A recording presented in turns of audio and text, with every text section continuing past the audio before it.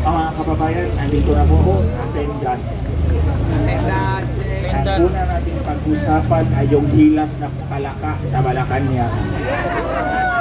Narinig niyo yung sinabi ko? Dati? Ano sa veterans? Yeah po! Ulitin uli natin. Nandun kami sa kanilang bahay sa Nara Street, South Forbes Park. Isang gabi. Nag-dinner. Tapos kinalapit niya ako. Tara na, mag-yosi na tayo. Kasi kaming dalawa lang nag-yosi sa 8 tao na yan. Yung mag-asawang si Bangag at si Transposer. At yung 3 kasama ko at 3 kami. Pero kung nasa gilid ako palagi ni Transposer, ni hilas na palaka. Kasi nga, kaming dalawa lang na nag-yosi. Tapos ito, sabi niya, sabi niya, pag ayaw sumunod ibungit sa akin, ayaw kong paiyot sa kanya. Pangag talaga. Lisa, nakita mo yung sarili mo? Pinakita mo sa buong mundo kung gaano kakapangag. And you don't deserve. The Filipino people deserve a better, far better First Lady than you are. Because you are drug pusher. Pangag ka na, wala pang laman utak mo, idiot. You see, mga kababayan, hinahamon ko itong 2 mag-asawa. Dahil, sabi ni Bangag Marcos Jr., pinapalagan niya yung sinabi ni Inday Sara. Bakit kayo, hindi kayong pumalag sa akin? 14 months na, yung affidavit ko nakatiwangwang sa Facebook account ko. Kung saan dinitali ko yung sinabi ni Lisa Marcos na magmi-meeting sila at ang may-ari ng Smartmatic. Yung pala, mamagikin nila yung boto ni Marcos. Tulad na ng sinabi ko, ang boto ni Marcos hindi lumagpas ng 24 million. Si Inday Sara, 32. Totoo yan. Pero magmumukha siyang kulelat kung 24 lang siya. So dinagdagan nila para umangat, naging 31.8 million. Dumikit kay Inday Sara, di mo ba? Pero kung magdadagdag ka, magbabawas ka sa ibang kandidato. Kasi hindi pwedeng magdagdag ng magdagdag kasi may total number of registered voter. Ito yung limit eh. Kung magdagdag ka ng magdagdag, lalagpas ka eh, mahuhuli ka. Siyang ginawa, kawatan talaga to si Marcos. Kumuha ka doon sa ibang kandidato para idagdag doon sa boto mo. Malamang si Leni Robredo din ang dinaya niya. So, nakabawi na siya. At ito, mga kababayan, and I address this to the military. Sabi ninyo, o sabi ng boss ninyo, the military remains loyal to the Constitution. So ito ngayon ang aking hamon sa inyo. Patunayan nyo na ang loyalty ninyo ay sa Konstitusyon mismo. Ano bang nakasad sa Konstitusyon? Ang Konstitusyon ay para sa kapakanan at sa interes ng taong bayan. Ang isang mandaraya ng boto ay naniniki ng kanyang mandato. Wala yan sa Konstitusyon. Labag yan sa Konstitusyon. So ngayon, sino ang pinoprotektahan ninyo? Hindi ang Constitution kundi si Marcos. Kaya nga, ang sabi ko sa military, sa inyo, manawagan na kayong bumaba si Marcos sa pwesto. Because Marcos is an anathema to the Constitution of the Republic of the Philippines. Dinadaya niyo yung eleksyon, minamanipula ang Korte Suprema. Ito, hindi ito chismis ha, hindi ito marites. Hindi ito teorya, hindi ito opinion, personal kong karanasan to. Kasi ako ang inatasan ni Lisa Marcos. Oh, kaya nga hindi makapalag-palag yung 2 drug addict eh. Kaya nahamon ko ulit itong drug addict na si Marcos Jr. At ito si drug pusher na si Lisa Marcos na hilas na palaka. Pumalag kayo sa akin. Pinalagan nyo si Inday Sara, pumalag nga kayo sa akin, tingnan natin. Harapin nyo ako. O sige. Magharapan nga tayo, Marcos Jr., Lisa Marcos at ako sa harap ng taong bayan. Sige nga, hamon ko yan sa inyo ngayon. Hinahamon ko yung impostor na presidente kuno ng Pilipinas at yung asawa niyang drug pusher. Sige, magharapan tayo sa harap ng taong bayan at pag-usapan natin yung pagpanipula sa Korte Suprema na ang cohort mo ay si executive slave. Matawag mo sa kanya executive slave. Yun yung kanyang conspirator sa pagmanipula sa Korte Suprema. Sige, tingnan natin. Itong ginagawa nila kay Inday Sara is plain and simple oppression. Hindi, kung kaya nilang gawin yan kay Inday Sara, kaya nilang gawin yan sa inyong lahat. Sa ating lahat. Pero lang ako, kasi lumalaban talaga ako. Hindi ako magpapatalo sa dalawang drug addict. I'm better than that. Mabuhay si Ginsaw! Nandito lang sa ating harapan, ipinagpupok ko na yung dalawang ulo nila para magising sila sa katotohanan. Pero more than that, mga kababayan, Marcos has no right to office. Hindi pwede na yung mandaraya ay magpatuloy sa kapangyarihan. Kasi hindi lang ikaw o ako ang dinaya, kundi lahat tayo. At mantakin nyo, yung mandaraya ang nag-a-appoint ng Chief PNP, ng Chief of Staff ng AFP. At yun ang ginagamit niya na para bang private army para supilin ang taong bayan, para apihin ang lehitimong halal na Vice President of the Philippines, tayong lahat. Mataas ang presyo ng bilhin. Ano bang ginawa ni Marcos? Sinalan tayo ng bagyo. Ano bang sabi niya? Ano gagawin natin? Pangag talaga. Kaya ito yung mensahe ko sa inyo, mga kababayan. Ito baka sana dumami pa tayo. We cannot afford to be fence-sitters.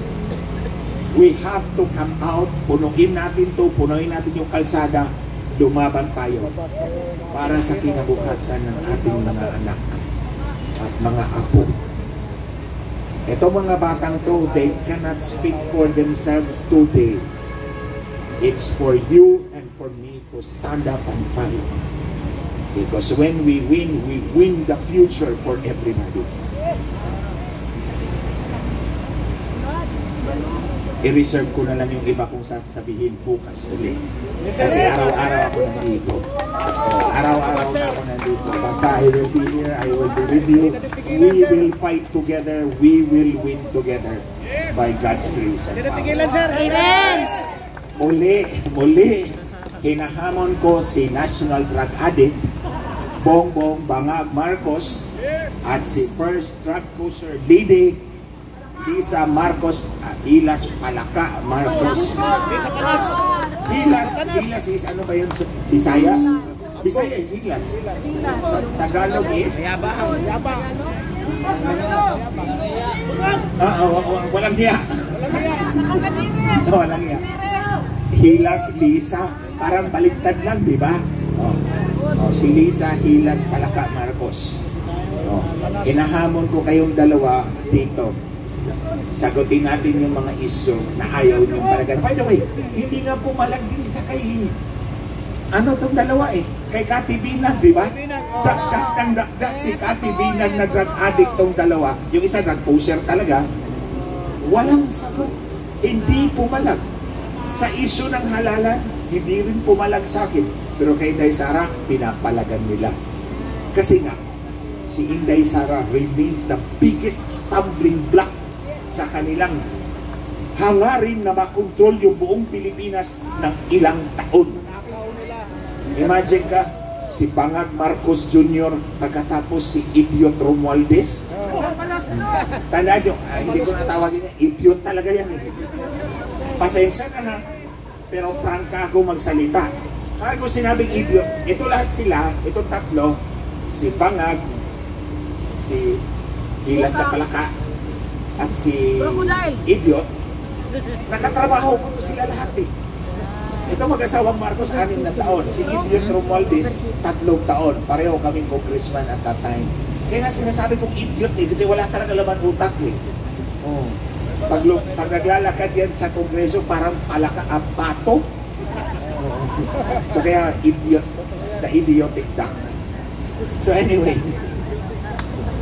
si Bangag, si Idiot, at yung anak nila. 18 taon mamamayagpag sila sa Marcos. Aapihin tayong lahat. Wala silang pakialam sa atin. Basta hawak nila ang kapangyarihan, nanakawin ang pera natin. Papayag ba kayo? Kung hindi tayo papayag, sabihin natin sa mga mahal natin sa buhay, pumunta kayo lahat dito para dumami tayo ng gusto.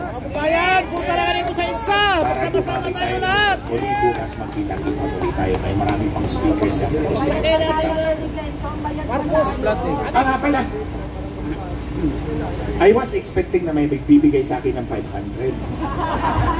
Kung pagbaba ko ng sasakyan ko, akala ko ikaw ang hinanap ko kagad eh. Kasi akala ko may 500 mong ibibigay kasi gusto kong kunin yung 500 kasi isampal ko sa mukha ni Marvel. Gusto ko sampalin si Barbie. Anyway,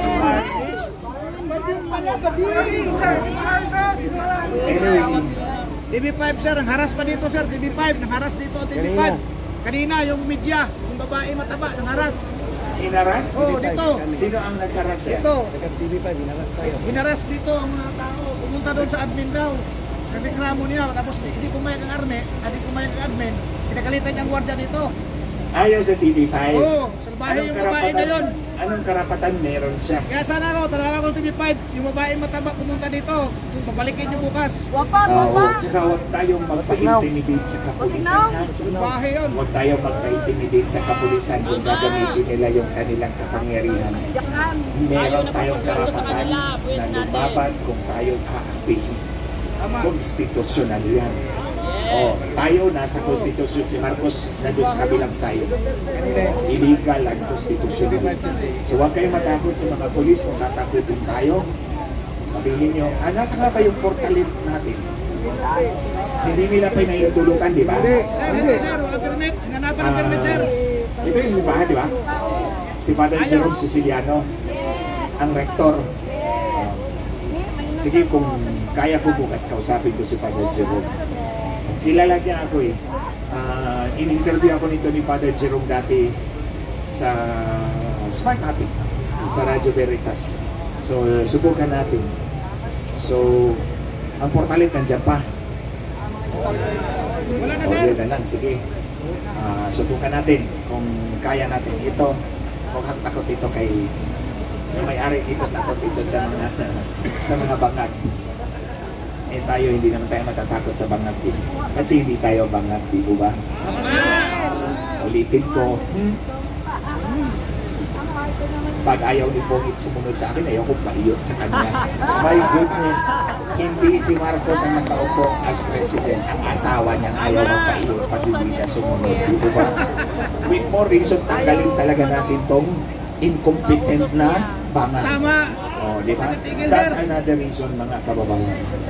So bukas na ulit, ibang storya na naman bukas.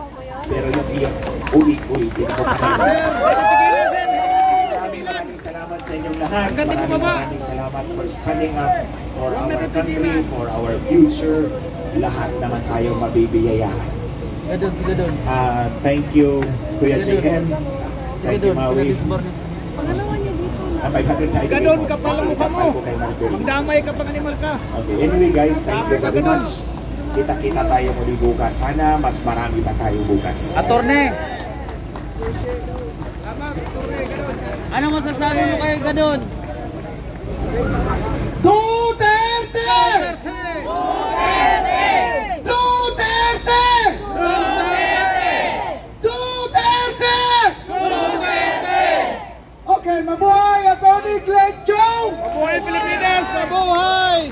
Salamat, maraming salamat. Klaro-klaro yan, detalyado at Dalaw ngayong gabi at inaasahan ka namin bukas. Kaya na kanya sinabi, balik tayo bukas sa mas mga marami Pilipino. tayo bukas. Lagpas na tayo bukas. Mas marami tayo, kaya dapat yayain natin ang ating mga kasama sa bahay. Lahat ng pamilya, Mahala sa bansa. lahat, bata, matanda, may ipin o wala. Dapat nandito lahat bukas. Okay, usapan yan. Bukas Si Atty. Glenn Chong ay nanawagan na sa kanyang Facebook kanina pa.